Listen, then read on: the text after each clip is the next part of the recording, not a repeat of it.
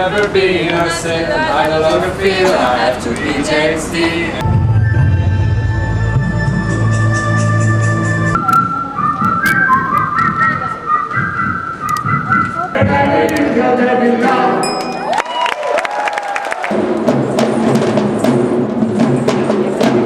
My name is Niels, I'm from Germany.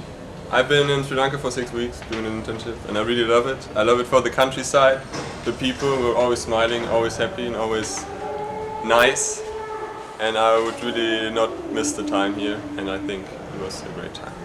Hi, I'm Francisco from Mexico and I was working on the project Explore Sri Lanka.